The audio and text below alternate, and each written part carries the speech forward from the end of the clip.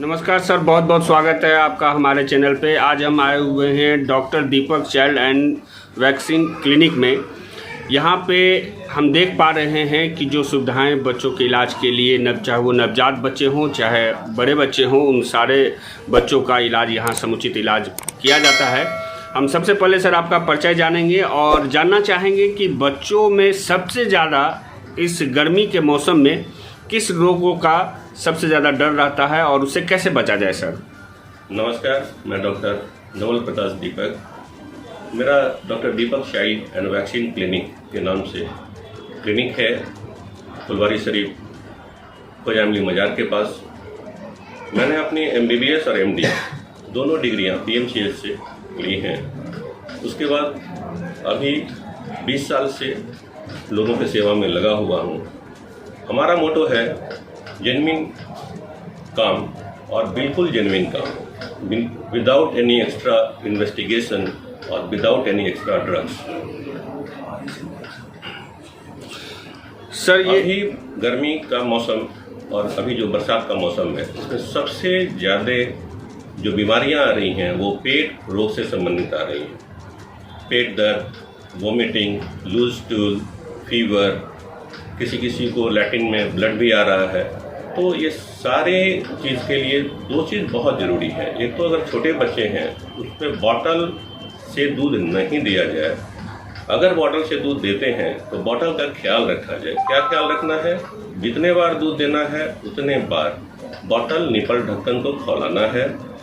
Nipple हर हफ्ते change करना है, बॉटल हर महीने चेंज करना है। और बड़े बच्चों के लिए मेरा सुझाव ये है कि बाहर का फूड नहीं दिया जाए, क्योंकि चारों ओर इस मौसम में कंटामिनेशन का बहुत बड़ा संभावना रहता है। तो हम लोग बाहर का फूड नहीं दें, जो भी दें होम बेस्ड फूड ही दें। ये बहुत ही ज़रूरी है पेट से संबंधित बीमारियों से बचाव के लिए।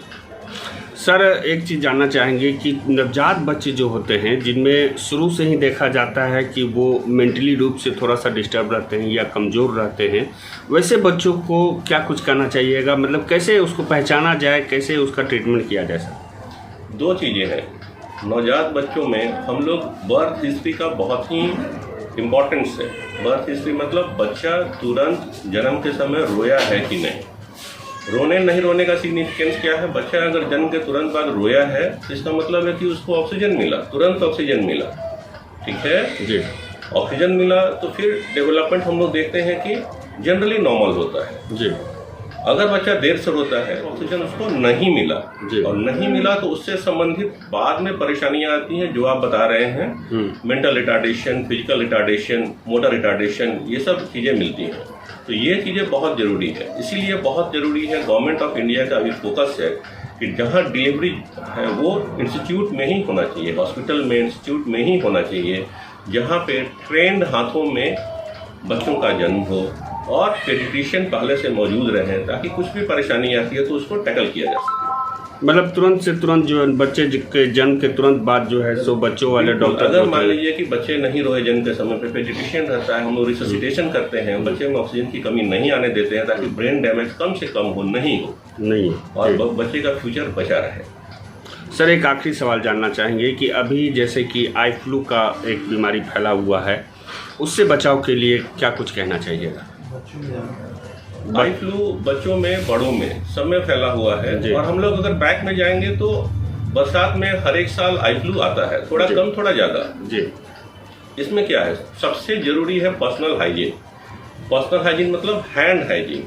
पर्टिकुलरली होता क्या है कि हम लोग बार बार अपने आंखों को टच करते हैं, ये चीज़ अवॉइड करना होगा, क्योंकि जनरली कंटामिनेशन क्या है ना, वो हैंड से ही फैलता है। जिससे हम किसी को भी आई फ्लू है उसके कांटेक्ट में हम आए, जैसे वो अपना हाथ छुआ, हम लोग उससे हैंडशेक किए, हमारे हाथ में बैक्टीरिया या वायरस आया, हम लोग अपने हाथों को आंखों टच किए तो हम लोग को होने का चांस रहता है। तो यही चीज़ अवॉइड करना है। ये हैंड टू हैंड जो कंटामिनेशन है वो अवॉइड करना है। तो क्या करना है? रिपीटेड हैंड वॉश बहुत ज़रूरी है। जो जिसको हुआ है उसको भी और जिनको बचना है उनको भी। और आई टच नहीं करना है।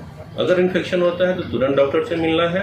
प्रॉपर इलाज, इसमें ये चीज़ बहुत ज़रूरी है कि बहुत लोग क्या करते हैं कि स्टेरॉयड भी दे देते हैं, जो नहीं देना है। स्टेरॉयड नुकसान ही करेगा, फायदा कभी नहीं करेगा। इसलिए आई फ्लू में स्टेरॉयड बिल्कुल नहीं देना है। सर, इतने महत्वपूर्ण जानकारी देने के लिए और हमारे चैनल के साथ बात करने के लिए आपका बहुत बहुत धन्यवाद सर। Thank you.